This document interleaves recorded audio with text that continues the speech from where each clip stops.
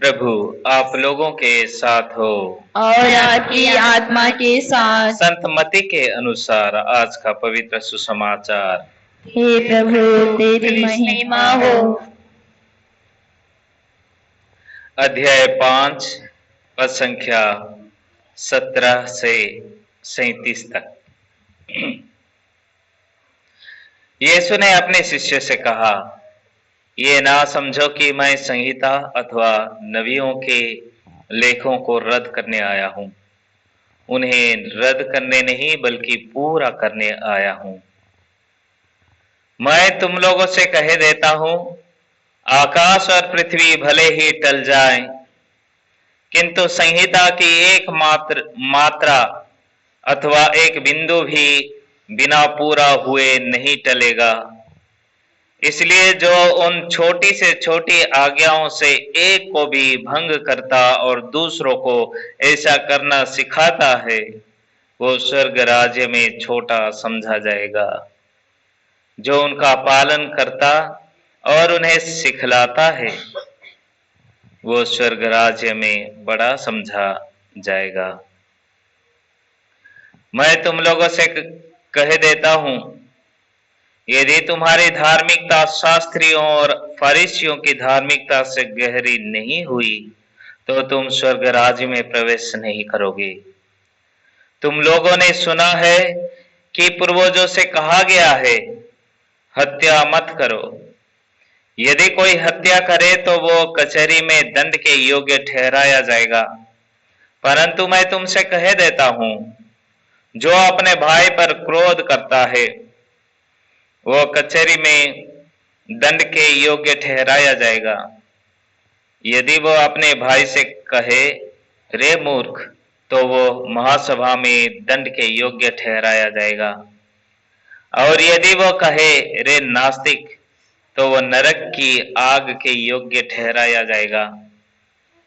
जब तुम वेदी पर अपनी भेंट चढ़ा रहे हो और तुम्हें वहां याद आए कि मेरे भाई को मुझसे कोई शिकायत है, तो अपनी भेंट वही वेदी के सामने छोड़कर पहले अपने भाई से मेल करने जाओ और तब आकर अपनी भेंट चढ़ाओ।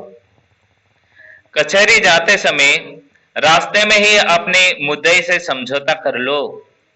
कहीं ऐसा ना हो कि वो तुम्हें न्यायकर्ता के हवाले कर दे, न्यायकर्ता तुम्हें प्यादे के हवाले कर दे और प्यादा तुम्हें बंदी गृह में डाल दे।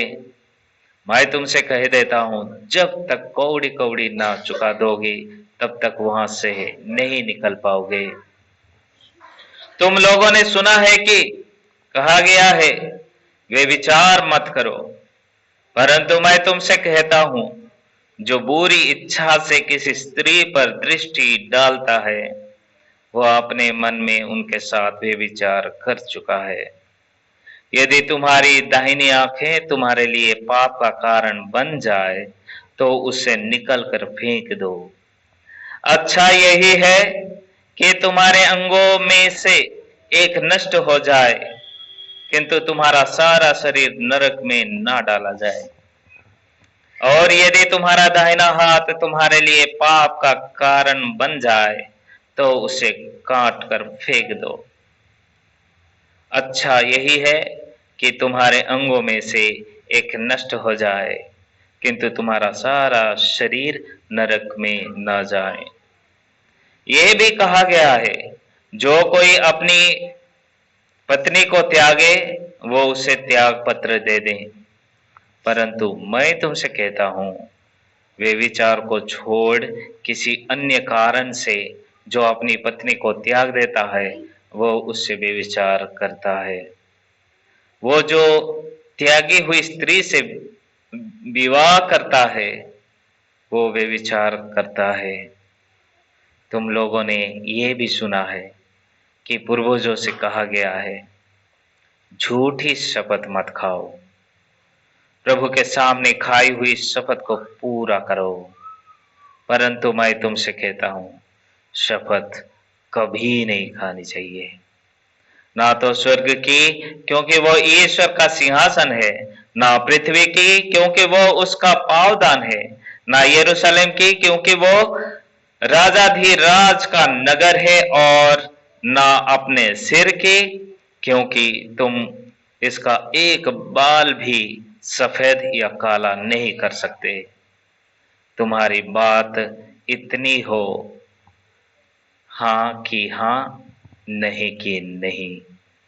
जो इससे अधिक है वो बुराई से उत्पन्न होता है। यह प्रभु का दिव्य सुसमाचार है। हे क्रिस्त तेरी स्तुति हो। Hallelujah, hallelujah, hallelujah. हालेलुया, आइए, हम अपने आंखों को बंद करेंगे और यीशु को धन्यवाद देंगे। हालेलुया। हालेलुया। हे अब्बा पिता, हे अब्बा पिता, तेरे इस वचन के लिए तेरी इस वचन हम के तुझे लिए धन्यवाद देते हम हैं। तुझे धन्यवाद देते हैं। हमारे हृदयों को, हमारे हृदयों को, हमारे मन को, हमारे मन को, हमारे विचार को हमारे विचार को खोल दे, खोल दे, ताकि तेरे वचन पर ताकि तेरे वचन मनन पर ध्यान कर सके। मनन ध्यान कर सके। Hallelujah, hallelujah, hallelujah, hallelujah, hallelujah. Hallelujah. सबों को जय यीशु। जय यीशु। हम सभी ने भी बड़ी भक्ति से, बड़े विश्वास के साथ कान लगाकर प्रभु के वचन को सुने। सबको ध्यान से सुने। जी, सुने कि नहीं सुने? सुने। हाँ, सुने। आज के पाठ हमें मुख्यतः किस विषय पे मनन करने के लिए निमंत्रण देता है? पाप पर। पाप पर। और किस किस विषय पर आज के पाठ हमें मनन चिंतन करने के लिए हमें एक निमंत्रण देता है, अवसर देता है? यह बहुत सारे उदाहरण आज के पवित्र सुसमाचार में, जो संत मत्ती के सुसमाचार से लिया गया था, वहां से हम लोगों ने सुना।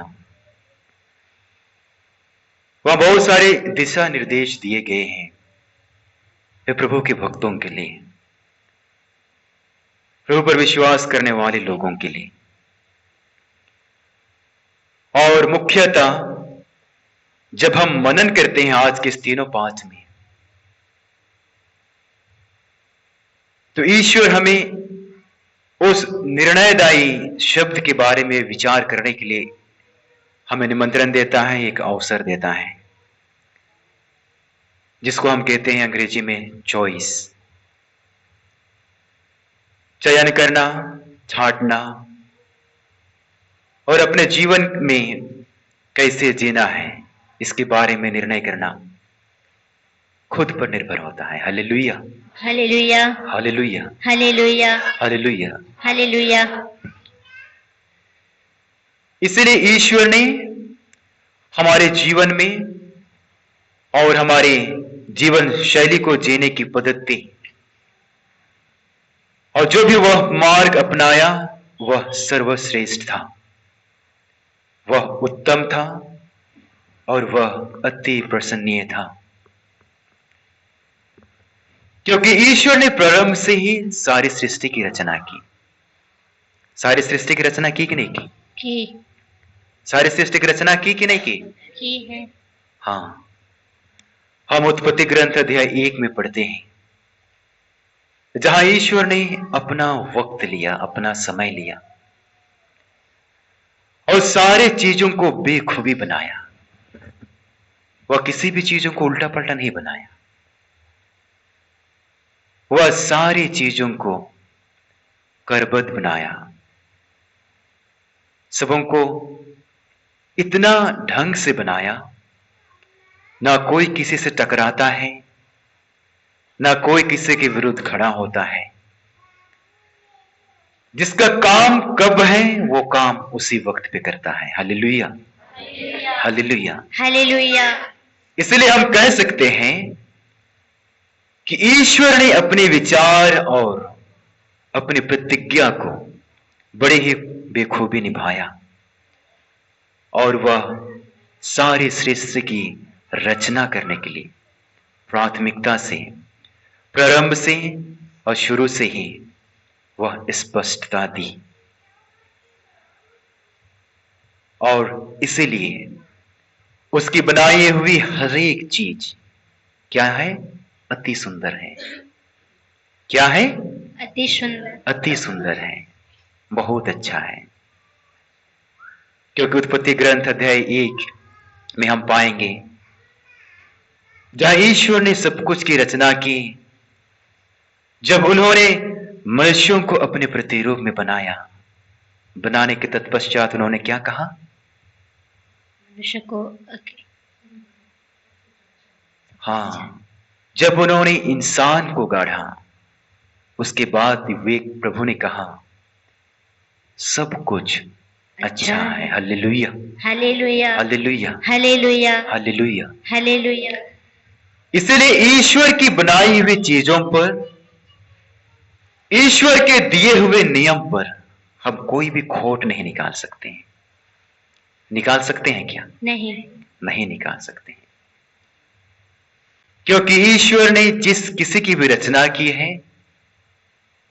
वह सर्वप्रथम स्वयं की भलाई के लिए और लोगों के हित के लिए भी वह इन दोनों चीजों को परख करके, देख करके रचना किए हैं।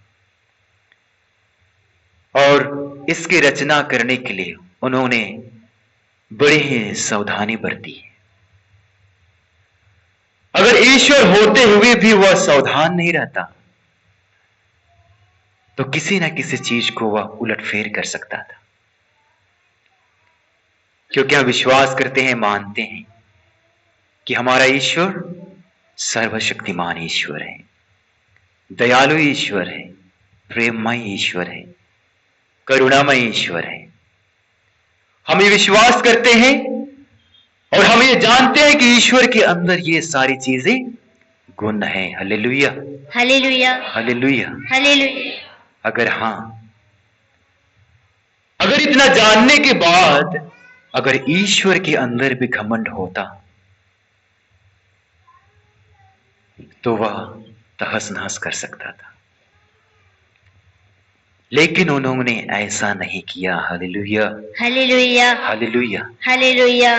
क्योंकि वह अपनी इच्छा को जानता था। वह क्या करता था? अपनी इच्छा को जानता था। वह सर्वप्रथम अपनी इच्छा को जानता था। और आज के ये तीनों पाठ उस इच्छा के बारे में बताता है।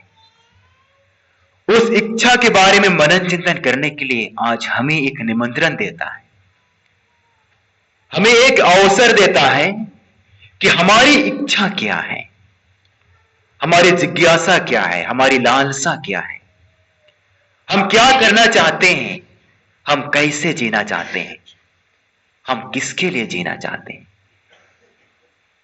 और हम किस प्रकार का जीवन बिताना चाहते हैं इस धरती पर। आज इन सारी चीजों के बारे में आज के पाठ हमें एक दिशा निर्देश देता है, मनन करने के लिए, चिंतन करने के लिए कि हम अपने जीवन को कैसे जिए। हम मानते हैं कि जो चीज भविष्य में आने वाली है उसके बारे में हम जानते हैं कि नहीं जानते हैं? नहीं। जो भविष्य में आने वाली चीजें हैं, भविष्य में जो आने वाली घटना है, क्या उसके बारे में हम जानते हैं? नहीं जानते। नहीं जानते हैं।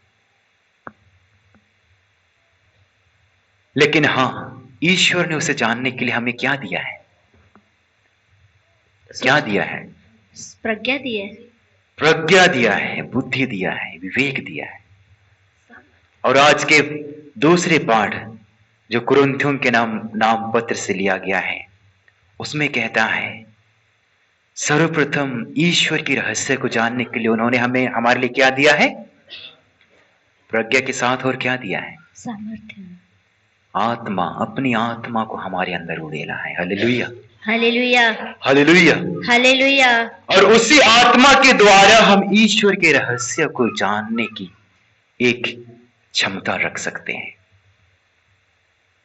उसके रहस्य को संपूर्ण रूप से हम नहीं जान सकते, परंतु उस आत्मा के द्वारा हम उसके रहस्य को जानने का हम क्षमता रख सकते हैं। Hallelujah, hallelujah, hallelujah, hallelujah. और इसी के साथ हमारे जीवन में ईश्वर की प्रज्ञा को, ईश्वर की बुद्धि को जो हमारे अंदर विद्यमान है, अगर हम उसको जानना, परखना और उचित रीति से निर्णय लेने के लिए हम प्रकट करते हैं, तो हमारे जीवन में और हमारे जीवन की जीने की पद्धति को, जीने की शैली को एक सही दिशा दे सकते हैं। जब हम ईश्वर की बुद्धि जो हमारे अंदर विद्यमान है, जब हम उसकी प्रज्ञा जो हमारे अंदर विद्यमान है, जो विवेक हमारे अंदर विद्यमान है, इसका हम सही चयन करें, सही उपयोग करें, तो हमारे जीवन में, हमारे जीवन की जीने की शैली, जीने का तौर तरीका की दिशा निर्देशन हम अच्छी तरह से दे सकते हैं। Hallelujah, hallelujah, hallelujah. हालेलुया। क्योंकि आज के प्रथम पाठ जो प्रवक्ता ग्रंथ से लिया गया है, उस पाठ में प्रभु का वचन कहता है, शुरू होने से पहले अध्याय 15 में कहता है, जो प्रभु पर श्रद्धा रखता है वह ऐसा आचरण करता जो संहिता का पालन करता है, उसे प्रज्ञा प्राप्त होती है। Hallelujah, hallelujah, hallelujah, hallelujah. यानी सर्वप्रथम जो ईश्वर पर श्रद्धा रखता है और उसकी आज्ञाओं को पालन करता है, उसे ही वह प्रज्ञा प्राप्त होती है। वचन हमें क्या कहता है? सबसे पहले क्या कहता है?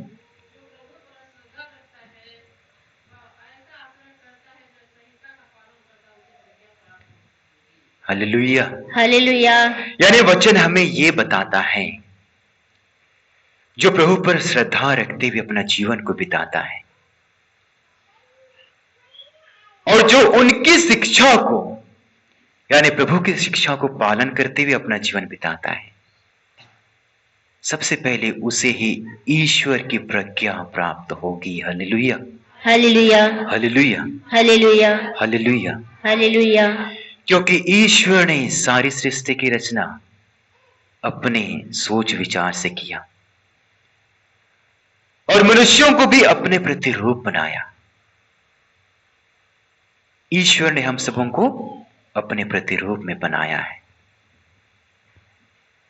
और अपने प्रतिरूपता को बरकरार रखने के लिए हमें प्रज्ञा दिया है। Hallelujah, hallelujah, hallelujah. हालेलुया। ईश्वर की प्रतिरूपता को बरकरार रखने के लिए, बनाए रखने के लिए हमें ईश्वर ने क्या दिया है? प्रज्ञा दिया है, प्रज्ञा दिया है, बुद्धि दिया है, विवेक दिया है।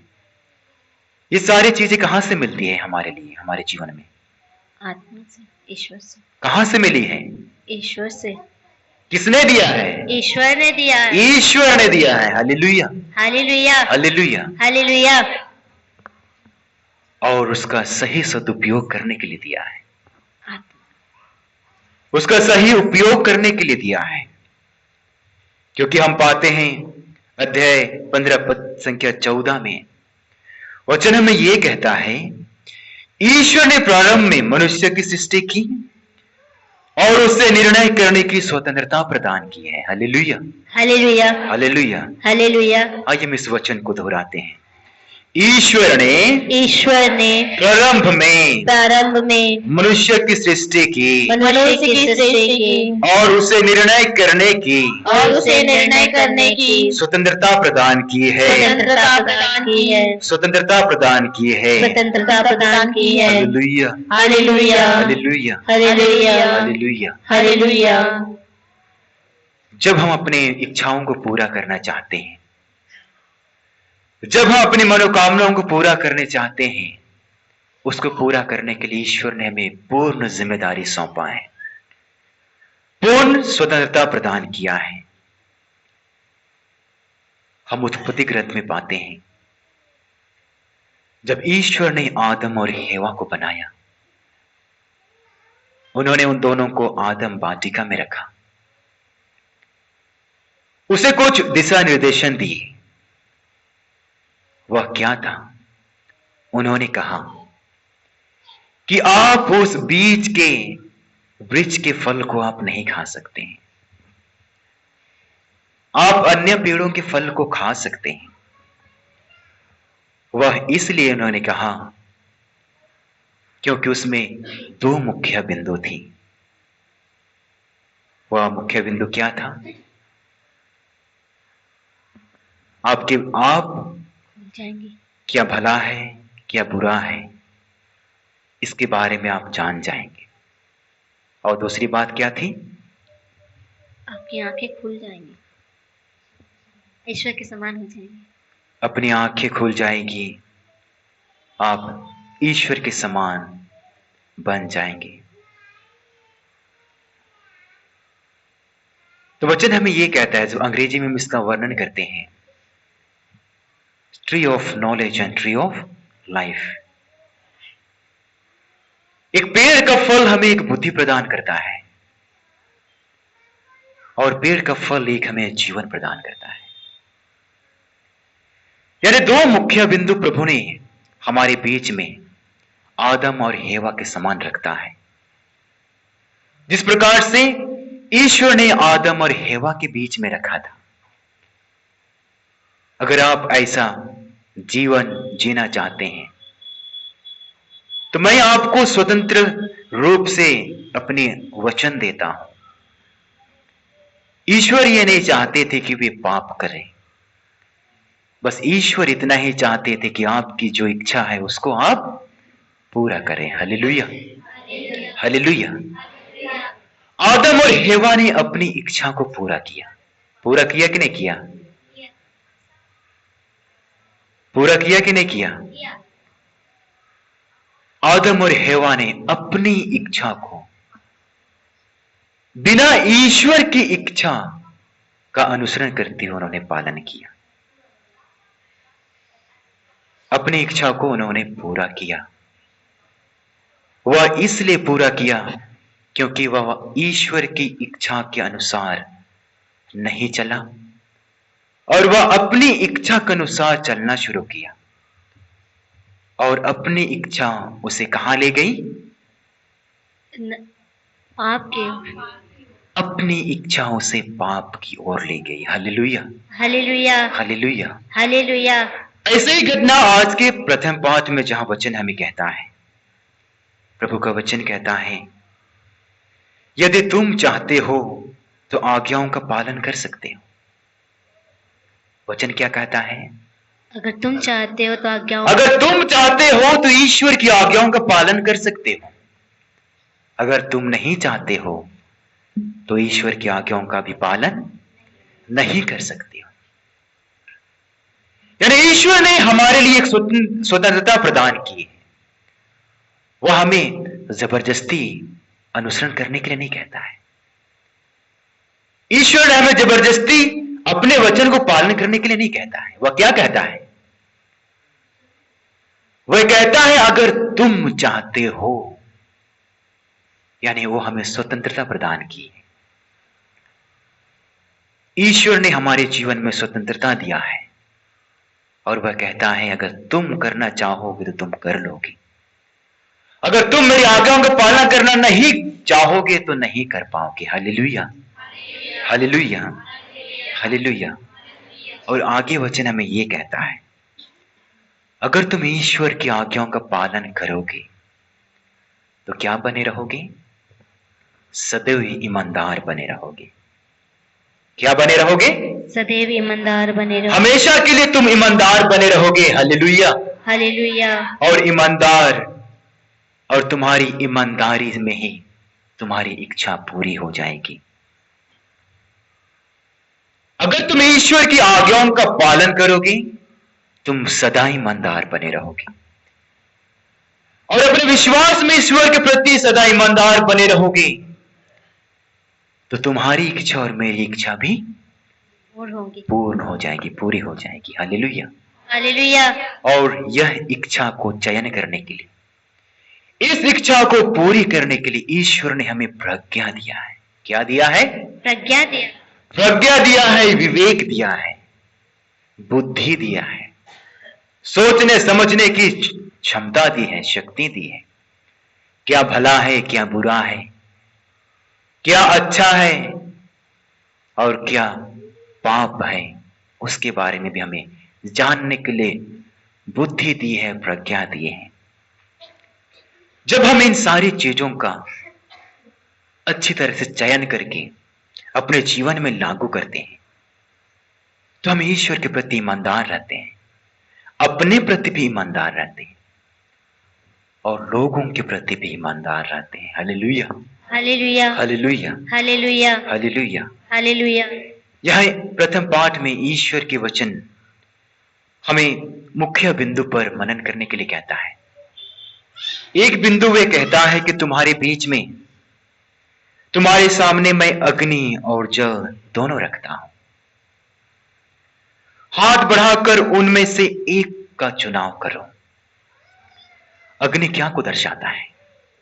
पवित्रता को, शुद्ध। अग्नि पवित्रता को दर्शाता है, शुद्धिकरण को दर्शाता है। और क्या दर्शाता है? उसके सद्गुण भी हैं और निर्गुण भी हैं। सद्गुण के बारे में हम मनन करते हैं तो ईश्वर आग एक पवित्रता को दर्शाता है, शुद्धता को दर्शाता है। और जब हम इसके विपरीत में हम मनन करें तो क्या दर्शाता है? आग क्या क्या करता है? गुस्सा, जलाकर नष्ट कर देता है। आग जला करके नष्ट कर देता है। केवल आखिरी में क्या बचता है? राख बचता है। राख बचता है, भस्म कर देता है, पूरा भस्म कर देता है। उसका एक अंग भी नहीं बचता है। यानी आग के दो गुण है, एक निर्गुण है, एक सागुण है। उसी प्रकार से जल, पानी का भी गुण क्या हो सकता है? जीवन देना। जीवन देना उसका स्वभाव है, शुद्ध करना, साफ करना। और क्या है? हमारी प्यास भी बुझाती है। बुझाती कि नहीं बुझाती है? बुझाती है। हाँ। और इसके विपरीत क्या हो सकता है? वो भी नहीं। हाँ। जब ज्यादा हो जाएगा तो क्या होगा? बाढ़ आ जाता है। बाढ़ आता है। जब कोई पानी में डूब जाता है तो वह क्या करता है? भर जाता है। तैरता है ना? कितना तैरता है? जब तक वो तैर नहीं सकता है तब तक तैरता है और आखिरी में पानी उसे क्या करता है? मर जाता है, खुद निकल लेता है। यानी अग्नि और जल दोनों के गुण भी हैं, अवगुण भी हैं। और इसीलिए प्रभु के वचन अग्नि और जल पर निर्भर रह करके हमें हमारे अवगुण और गुणों को मनन करने के लिए कहता है। आज प्रभु के वचन हमारे गुणों और अवगुणों को मनन करने के लिए कहता है।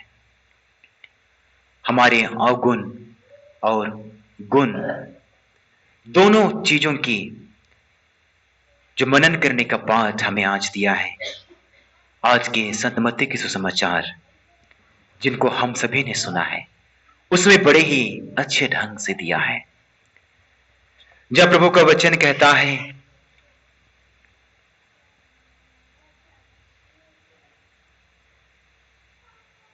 जब प्रभु का वचन हम सभी से कहता है, यदि तुम्हारी धार्मिकता शास्त्रियों और फरीसियों की धार्मिकता से गहरी नहीं हुई तो तुम स्वर्गराज में प्रवेश नहीं कर पाओगी। यानी ईश्वर ने सर्वप्रथम पाठ के शुरुआत में धार्मिकता के बारे में वर्णन करता है और आज के प्रथम पाठ में भी धार्मिकता के बारे में वर्णन करता है। अगर तुम ईश्वर पर श्रद्धा रखते हो और उसकी इच्छाओं का पालन करते हो तो आप सदा ईमानदार बने रहोगे और आपकी ईमानदारी में ही आपकी सारी इच्छाएं पूर्ण की जाएगी। और आज के तीसरे भाग में जहां प्रभु कहते हैं, इसीलिए आप हमेशा धार्मिक बने रहो, हमारी अवगुण को छोड़ दो। प्रभु का वचन हमें आज हमारे अवगुण को छोड़ने के लिए निमंत्रण देता है। हमारी इच्छा आज के दिन में क्या रहेगी? हमारी इच्छा आज के दिन में रहेगी हमारे सारे दुर्गुणों को, सारे अवगुणों को छोड़ने की प्रक्रिया जारी रहेगी और प्रभु के गुणों को स्वीकार करना है। उनकी प्रज्ञा, बुद्धि, ज्ञान, प्रेम, क्षमा, करुणा, दया, इन सबों को स्वीकार करना है। जब हम इन सारी चीजों को हम अपने जीवन में स्वीकार करना सीखें, स्वीकार करें, तो ईश्वर की कृपा को हम अनुभव कर सकते हैं। जहां प्रभु का वचन आज हमसे कहता है, प्रभु की इच्छा इतनी अद्भुत है, इतने महान है कि प्रभु का वचन कहता है आकाश और पृथ्वी भले ही टल जाए, आकाश और पृथ्वी भले ही टल जाए, किंतु संहिता की एकमात्र अथवा एक बिंदु भी पूरा हुए बिना नहीं टल सकता। ये किसकी इच्छा है? ईश्वर की इच्छा। किसकी इच्छा है? ईश्वर की। हाँ, ईश्वर की इच्छा है। ईश्वर की इच्छा इतनी अद्भुत है और वही इच्छा को पूर्ण करने के लिए हमें छोटे छोटे उदाहरण देते हैं, छोटे छोटे उदाहरण देते हैं। और आज के उदाहरण क्या है? हत्या मत करो। आज के उदाहरण जो पवित्र सुसमाचार अध्याय 5 पद संख्या 24 में हम पाते हैं, 21 में, जहां प्रभु का वचन कहता है हत्या मत करो। यह हमारे लिए एक छोटी उदाहरण है, क्योंकि ईश्वर ने अपनी इच्छा को बेखूबी निभाया और हमारे जीवन में एक ऐसा उदाहरण पेश करते हैं, ऐसा उदाहरण हमारे लिए प्रकट करते हैं कि उस उदाहरण के द्वारा हम ईश्वर की इच्छा को जाने, उस उदाहरण के द्वारा हम अपनी इच्छा को जाने। Hallelujah, hallelujah, hallelujah. तो पहले इच्छा क्या है? हमारे जीवन की एक स्वाभाविक इच्छा है, जहां आज के वचन के द्वारा मनन करेंगे। हत्या मत करो, हत्या मत करो। कैसे कैसे, किस किस रूप में हम हत्या करते हैं?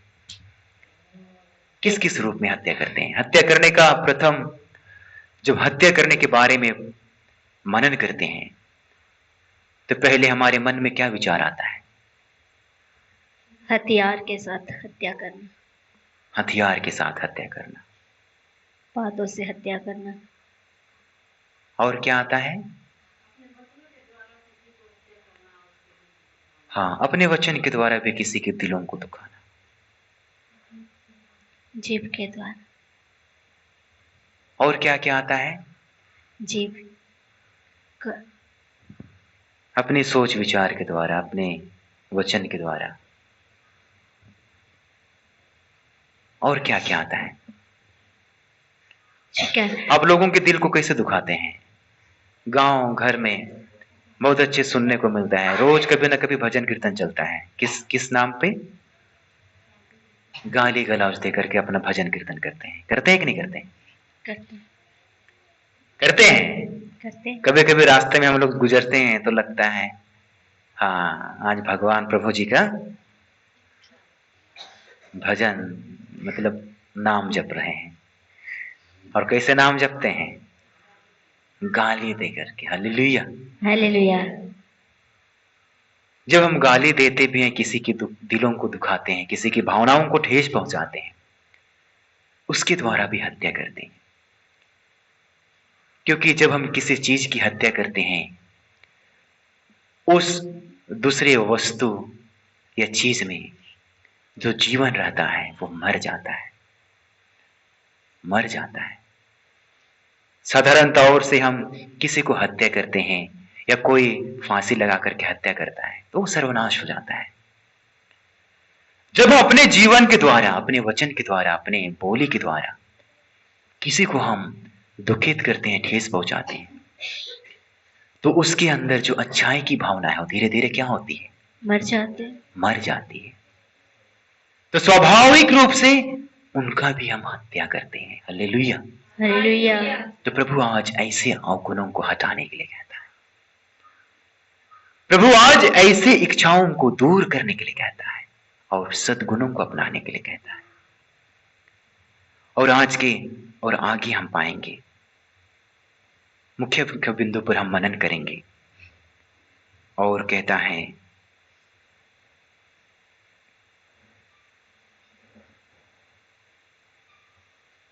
अगर कोई किसी चीजों पर बुरी नजर डालता है, जहां प्रभु का वचन एक व्यभिचार करने के शब्द से बताया है। व्यभिचार करना मतलब, व्यभिचार करना, व्यभिचार मतलब क्या होता है? एक क्या होता है? गलत काम करना। हाँ, गलत काम करना। विशेषकर एक हमारी व्यभिचार के शब्द मुख्यतः जब ऐसे साधारण रूप में देखा जाए तो एक नारियों पर आधारित यह शब्द है। व्यभिचार मत करना, पुरुषों पर निर्भर करता है व्यभिचार मत करना। जब हम व्यभिचार करते हैं, लोगों की भावनाओं को हम नहीं समझ पाते हैं, लोगों की भावनाओं से हम खेलते हैं, लोगों के विश्वास को हम ठेस पहुंचाते हैं, लोगों के मनोभाव को हम बढ़ाने के बदले गिराते हैं। नाना प्रकार से गिराने का तौर तरीका बहुत है। जब ईश्वर ने यरूशलेम मंदिर के बारे में वर्णन करते थे तो उन्होंने कहा था कि मैं मरने से पहले उन्होंने कहा कि तुम मंदिर को ध्वस्त कर दो, मैं उसे 3 दिन में खड़ा कर दूंगा। प्रभु यीशु मसीह ने 3 दिन में खड़ा करने का एक निर्णय लिया था, क्योंकि वह ईश्वर की आज्ञाओं को पालन करते हुए जीता था। इसीलिए वह ईश्वर की भावनाओं को समझ सकता था। Hallelujah, hallelujah, hallelujah, hallelujah. प्रभु यीशु मसीह ने ईश्वर की इच्छा के अनुसार जीता था, इसीलिए वह ईश्वर की इच्छा, उनकी भावनाओं को समझ सकता था और वह भावनाओं को आज्ञा पालन करके उन्होंने निभाया। उन्होंने आज्ञा पालन करके ईश्वर की इच्छा को निभाया और वह अपनी इच्छा ही नहीं, प्रभु का वचन कहता है अंतिम समय तक,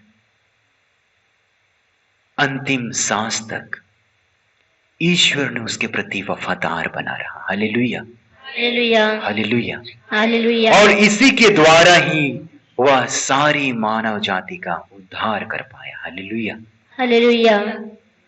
जब हम भी ईश्वर पर विश्वास करते हुए, उस पर आस्था रखते हुए, उस पर पूर्ण भरोसा रखते हुए अपने जीवन में जीते हैं, तो हम उसकी इच्छाओं को भी जानते हैं, हमारी स्वयं की इच्छाओं को भी जानते हैं, हमारी पड़ोसियों की भी इच्छा को जानते हैं और अपनी इच्छा के साथ साथ लोगों की इच्छाओं को भी हम पूर्ण कर सकते हैं। Hallelujah, hallelujah, hallelujah, hallelujah. और उसको जानने के लिए ईश्वर ने हमें प्रज्ञा दिया है, विवेक दिया है, ज्ञान दिया है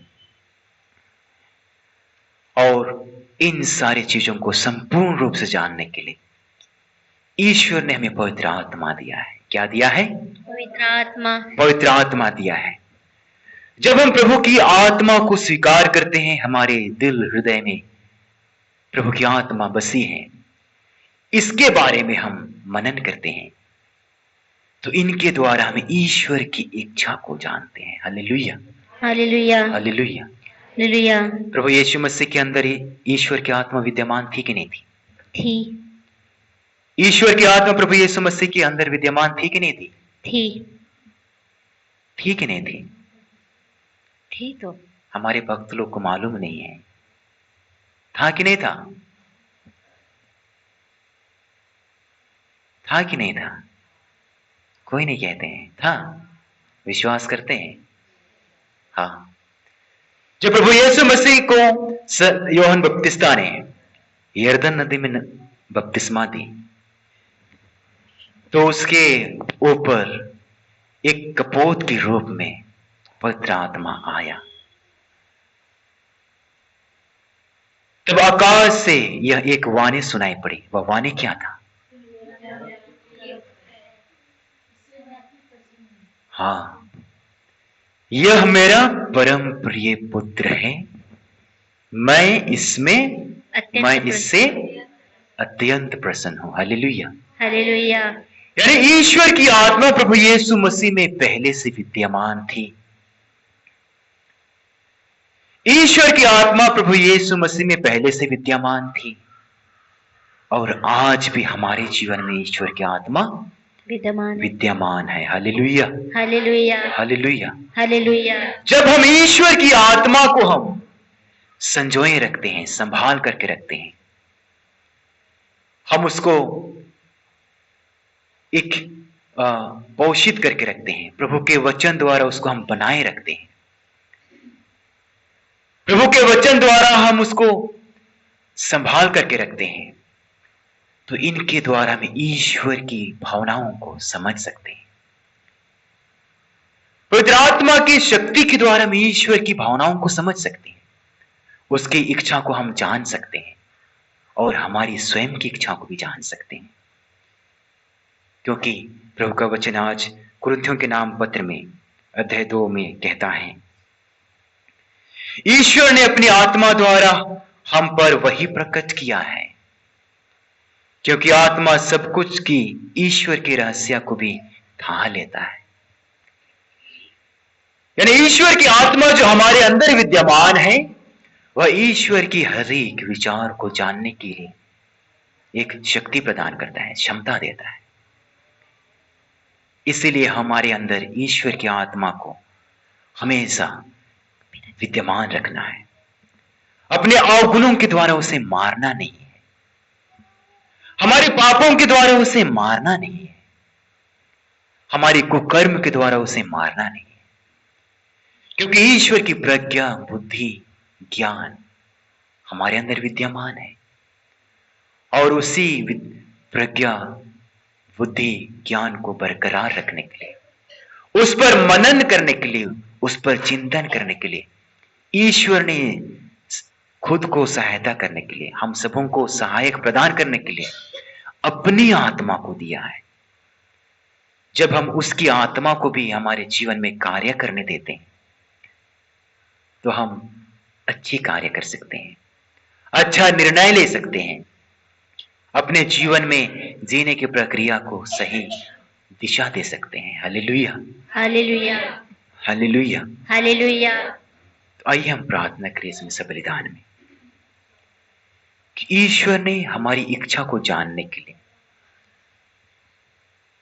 ईश्वर ने हमें सही निर्णय देने के लिए, सही निर्णय लेने के लिए, सही चीजों का चयन करने के लिए हमारे लिए प्रज्ञा दिया है, हमारे लिए विवेक दिया है, ज्ञान दिया है, भले बुरे का ज्ञान करने के लिए, क्या अच्छा है, क्या बुरा है, क्या पाप है, इन सबों का खंडन करने के लिए, इन सबों का विभाजन करने के लिए, इन सबों पर विचार करने के लिए ईश्वर ने हमें प्रज्ञा दिया है, विवेक दिया है, और हम सबों की मदद करने के लिए ईश्वर ने अपनी आत्मा को दिया है।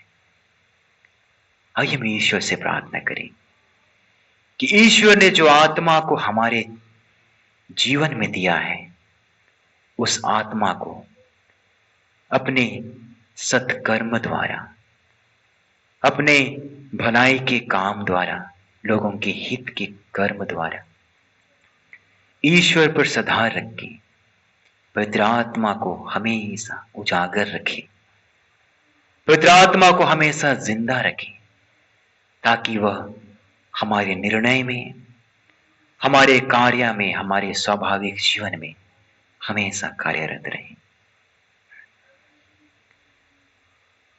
आइए हम सब खड़े हो जाएं और विश्वास प्रकट करें कि ईश्वर हमारे विश्वास के द्वारा अपनी महिमा, अपनी आशीष हम सबों को प्रदान करें।